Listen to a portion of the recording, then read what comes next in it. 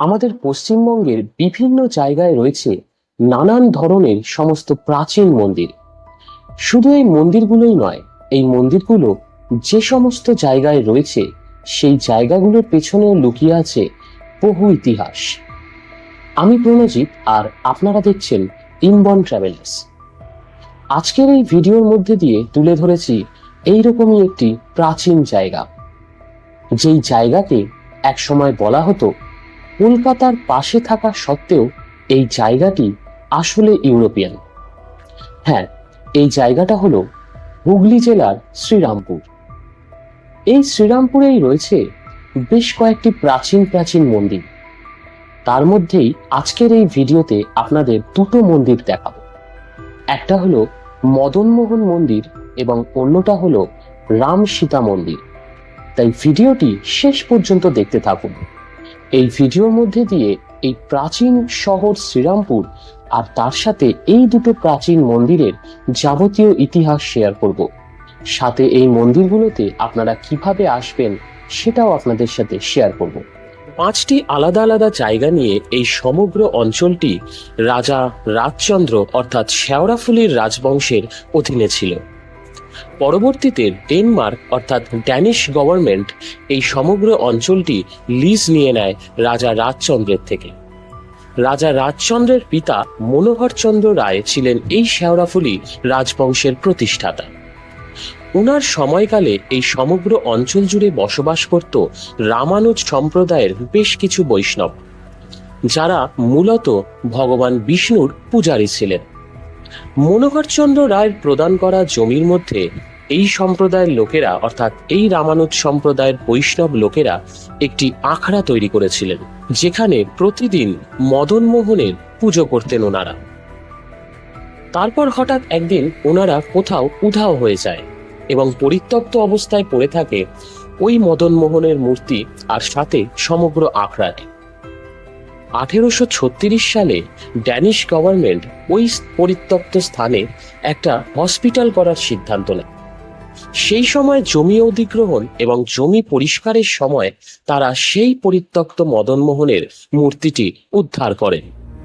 এরপর এই ঘটনার মূল কেন্দ্রবিন্দু গোপালচন্দ্র মুখোপাধ্যায়ের কথা আমরা জানতে পারি। এই গোপালবাবু ছিলেন ড্যানিশ সরকারের এক উচ্চপদস্থ কর্মচারী। গোপালবাবুকেই দায়িত্ব দেওয়া হয়েছিল উদ্ধার হওয়া মদনমোহনের সেবা করার জন্য, কারণ উনি একজন বৈষ্ণব পূজারীও ছিলেন। গোপালবাবু তখন বৃন্দাবন থেকে অষ্টধাতুর রাধারানী ও কোষ্ঠী পাথরের গোপাল মূর্তি নিয়ে এসে উনার বাড়িতে এই 3 দেবদেবীর পুজো করা শুরু করেন। 1845 সালে এই অঞ্চলটি আবারও হস্তান্তর হয়, আর এইবার ড্যানিশ সরকারের থেকে ইস্ট ইন্ডিয়া কোম্পানির অধীনে চলে যায় এই অঞ্চলটি। ড্যানিশ সরকার গোপালবাবুকে বার্ষিক 120 টাকা করে দিতেন মদনমোহনের রক্ষণাবেক্ষণ করার জন্য। কিন্তু নতুন সরকার অর্থাৎ ইস্ট ইন্ডিয়া কোম্পানি বছর বছর সেটা না দিয়ে এককালীন 10,000 টাকা তুলে দেন গোপালবাবুর হাতে। এরপর গোপালবাবু আরো কিছু টাকা নিজের থেকে দিয়ে 1845 সালে আনুমানিক প্রায় 50,000 টাকা খরচ করে এই মদনমোহন মন্দিরটি তৈরি করার কাজ শুরু করেন।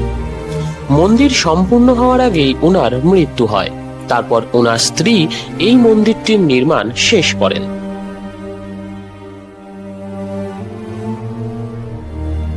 চলুন এইবার মন্দিরটি একবার প্রদক্ষিণ করে নিয়ে তারপর আবারও ফিরছি মন্দিরের কিছু ডিটেলস নিয়ে।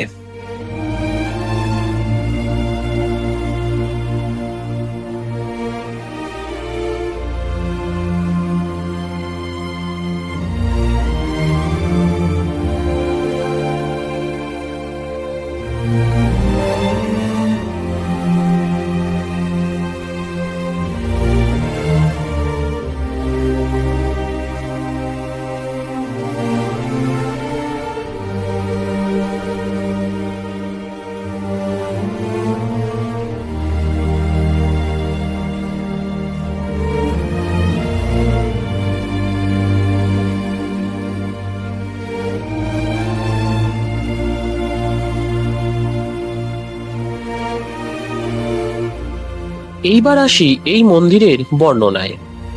দক্ষিণমুখী আটচালার এই মন্দিরটির সামনের দিকে মূল প্রবেশদ্বার রয়েছে।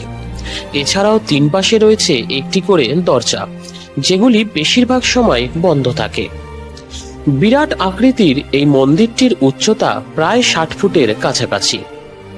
মাটি থেকে বেশ কয়েকটা সিঁড়ি দিয়ে উপরে উঠলে তারপর রয়েছে একটি বড় বারান্দা, এবং এই বারান্দার পরেই রয়েছে মূল গর্ভগৃহ, যেখানে কাঠের সিংহাসনে মদনমোহন ও রাধিকা নিত্য পূজিত হন।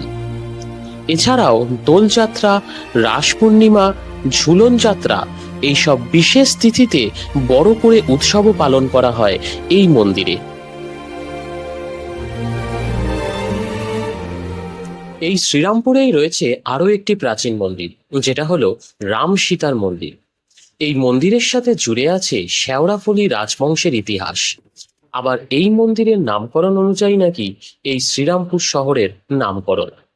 এই সবকিছু নিয়ে ভিডিও আসবে আগামী পর্বে, অর্থাৎ আগামী শনিবার 29শে মে 2026 ঠিক রাত 8টায় এই চ্যানেলে।